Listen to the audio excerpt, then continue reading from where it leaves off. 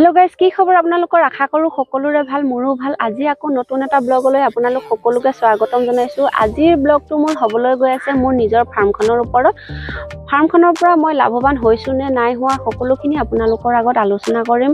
তেন্তে ভিডিঅ'টো আপোনালোকে চাই থাকক। গাইস, মই প্ৰথমতে ছাগলী ফাৰ্মখন আৰম্ভণি কৰিছিলো 1 এপ্ৰিল মাহতে। মাৰ্চত ষ্টাৰ্ট দিছিলো। তো এপ্ৰিল মাহত মই ছাগলী ফাৰ্মখন কৰিছিলো। তাৰে ওপৰতে আজি মই ভিডিঅ'টো আপোনালোকক ভিডিঅ'ৰ যোগেদি আপোনালোকক মই ক'বলৈ গৈ আছো ছাগলী পুহি কেনেকৈ লাভৱান হ'ব পাৰি বা কেনেকৈ ছাগলী যতন কৰিব লাগে বা কেনেকৈ ৰাখিব লাগে সকলোখিনি আপোনালোকক মই জনাই যাম। ভিডিঅ'টো আপোনালোকে একেবাৰে স্কিপ নকৰি ভিডিঅ'টো চাই থাকক। গাইস, মই ছাগলী ফাৰ্মখন আৰম্ভ কৰা মোটামুটি 1 বছৰ হোৱা নাই, হ'ব আৰু। যোৱা বছৰ মই মাৰ্চ মাহত ছাগলী ফাৰ্মখন আৰম্ভ কৰিছিলোঁ। তাৰে বিষয়ে মই আপোনালোকৰ আগত আলোচনা কৰিম। মই ঘৰত ফাৰ্ষ্টে ছাগলী পুহিছিলোঁ, 4-5 জনী ছাগলী পুহিছিলোঁ, ভাল জাতৰে পুহিছিলোঁ। তো মই ফাৰ্মিং হিচাপে মই ছাগলী পোহা নাছিলোঁ। মই ঘৰতে ছাগলী পুহিছিলোঁ। তাতে ধৰক অলপ অসুবিধাৰ কাৰণে মই ভাবিলোঁ যে গাঁৱত আমাৰ বহুতখিনি মাটি পৰি আছে, তো তাতে মই অলপমান জাগা উলিয়াই তাতে মই ছাগলী কেইজনী ৰাখিম, লগতে কেইটামান মুৰ্গীও ৰাখিম। এনেকৈ ভাবি পেলাই ঘৰতো কেইটামান মুৰ্গীও আছিলে মোৰ। তো আমাৰ যিহেতু ঘৰ টাউনৰ হাইৱে ৰাস্তাৰ লগতে হয়, বহুতকেইটা ছাগলী মোৰ মৰিও গ'ল, সেনেকৈ গাড়ীয়ে চেপি মাৰিলে। তো সেইবাবে ভাবিলোঁ কি মই ছাগলীকেইটা মই গাঁৱতে ৰাখিলে বহুত ছেফটিকৈ থাকিব। তো সেইবাবে মই ছাগলীকেইটা আনিলোঁ।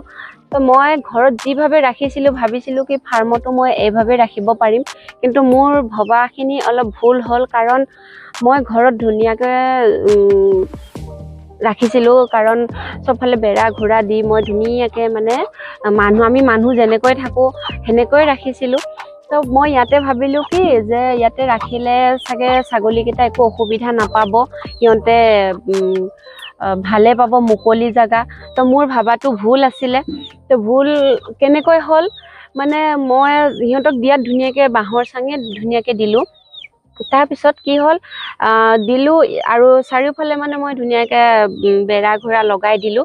লগাই দিয়াৰ পিছত মানে মই এইটো বুজি নাপালোঁ যে মানে পথাৰৰ বতাহটোৱে যে সিহঁতৰ যে মানে আক্ৰমণ কৰিব পাৰে বা সিহঁতৰ যে বেমাৰ আজাৰ হ'ব পাৰে, মই সেইটো মানে একেবাৰে ভবাও নাই। আৰু ভাবিম কেনেকৈ, মানে মই ঘৰত যেনেকৈ ৰাখিছিলোঁ ভাবিছোঁ ইয়াতেও সেনেকৈয়ে থাকিব। তো মই সেনেকৈ ভাবি ৰাখিলোঁ। তাৰপিছতে কি হ'ল ইয়াতে ৰাখা খুব বেছি 1 মাহ মানৰ পিছতে মোৰ ছাগলীকেইটা চৰ্দি হ'ল, জ্বৰ হ'ল, আকৌ এনেকুৱা কি কয় এইটো PPR হ'ল। PPR হোৱাটোতো মই সেইবিলাক আগতে কোনো দিন ধৰক মই ফাৰ্মিঙৰ বিষয়ে নাজানো বা মই ট্ৰেইনিঙো লোৱা নাই। মই সেইবাবে ভাবিছোঁ কি এইবিলাক একো বুজিও নাপাওঁ। চৰ্দি লাগিলে জানো ঘৰত মই আগতে গৰম পানী খুৱাওঁ, এনেকৈ গৰম পানীৰ লগত কিবা কানি এনেকৈ দিওঁ, ভাল হৈ যায়। তো ময়ো ভাবিলোঁ কি ইয়াতেও চাগে ভাল হ'ব। কেইদিনমান এনেকৈ আমি ৰাখিলোঁ। ৰখাৰ পিছত PPRটোতো মই বুজি নাপাওঁ, PPR বস্তুটো কি, PPRো যে এটা বেমাৰ হ'ব পাৰে মইতো নাজানো। তাৰপিছত আমাৰ মাজবাটৰে ভেটেনাৰী ডক্তৰ এজনৰ লগত আমি যোগাযোগ কৰিলোঁ। ডক্তৰজনে ভালে পৰামৰ্শ দিলে। ডক্তৰজনৰ লগত আমি কথা বতৰা পাতি গোটেইকেইটা ছাগলীক PPR বেজী মাৰিলোঁ। তাৰপিছত আকৌ ভাল ভিটামিন দিলোঁ। তাৰ আগতে কিন্তু বহুত ছাগলী মোৰ মৰিলে, মোটামুটি 10টামান ছাগলী মৰিলে মোৰ। 10টামান ছাগলী মৰাৰ পিছতহে আমি ভাবিলোঁ যে ডক্তৰৰ লগত যোগাযোগ কৰিব লাগিব। ডক্তৰৰ লগত যোগাযোগ নকৰিলে আমাৰ ছাগলী যিকেইটা আছে সেইকেইটাও মৰিব বুলি ভাবি আমি ডক্তৰজনৰ লগত যোগাযোগ কৰিলোঁ। ডক্তৰজনে আমাক ভাল পৰামৰ্শ দিলে। ভাল পৰামৰ্শ মতেদি বৰ্তমান আমাৰ ছাগলীকেইটা এতিয়া ভালে আছে। তাৰ উপৰিও মই বাহিৰৰ পৰাও এতিয়া ছাগলী অনা কৰিলোঁ, কাৰণ আগত বহুতকেইটা ছাগলী মোৰ মৰি গ'ল। তাৰ জেগাখিনি ফিল আপ কৰিবৰ কাৰণে ভাবিলোঁ কি মই এইবাৰ আৰু লোকেল ছাগলী ইমান বৰ বেছি নানো। বহুত জেগাত বাহিৰত বহুত ধৰণৰ ছাগলী চালোঁ, কিন্তু এটা জেগাতে মোৰ পচন্দ লাগিল মথুৰাৰ পৰা এইটো বাৰবাৰী ছাগলীটো মানে মোৰ বহুত পচন্দ লাগিল। বাৰবাৰী ছাগলীকেইটা পচন্দ লগাৰ কাৰণে মই আনিলোঁ। এনেকুৱা খুব বেছি 10-12জনীমান আনিছোঁ, বেছি অনা নাই। তাৰে মই মেলো আনিছোঁ, ফেমেলো আনিছোঁ।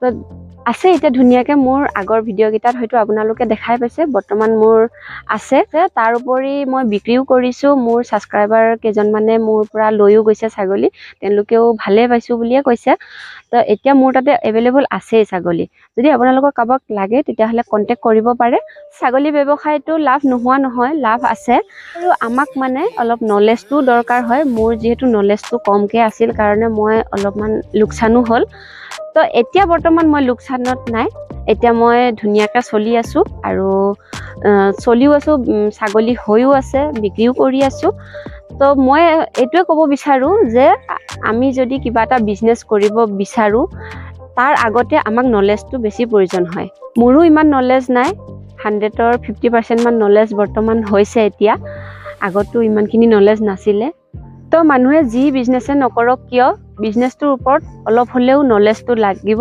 কাৰণ নলেজ নহ'লে মানুহ ক'তো ছাকচেছ হ'বও নোৱাৰে মোৰ বন্ধুবৰ্গৰ মাজত মই এইটোৱে ক'ব বিচাৰিছোঁ যে আপোনালোকেও যদি কোনোবাই এনেকৈ নতুনকৈ ছাগলীৰ ফাৰ্ম কৰিম বুলি ভাবিছে অলপ হ'লেও নলেজটো লৈ লোৱাটো ভাল কাৰণ নলেজ নোহোৱাৰ কাৰণে মোৰো কেনেকুৱা অৱস্থা হৈ গ'ল আপোনালোকৰ মাজতো আজি মই শ্বেয়াৰ কৰিলোৱে তো মই ভাবোঁ নিজৰ এইখিনি নলেজখিনি লৈ লোৱাৰ পিছতহে ধৰক কিবা এটা যদি বিজনেছৰ ষ্টাৰ্ট কৰিম বুলি ভাবিছে তেতিয়াহ'লে আগবাঢ়িব পাৰে আৰু তো গাইজ আজিৰ ভিডিঅ'টো ইমানেই আছিলে মোৰ মনৰ কথাখিনি আপোনালোকৰ মাজত মই শ্বেয়াৰ কৰিলোঁ মোৰ ভিডিঅ'টো চাই কেনে পালে কমেণ্ট কৰিব লাইক কৰিব শ্বেয়াৰ কৰিব আৰু চেনেলত যদি কোনোবা নতুনকৈ আহিছে ছাবস্ক্ৰাইব নকৰাকৈ নাথাকিব এনেকুৱা নতুন ভিডিঅ' পাই থাকিবলৈ চেনেলটো ছাবস্ক্ৰাইব কৰি ৰাখিব তেনেহ'লে আজিলৈ বাই বাই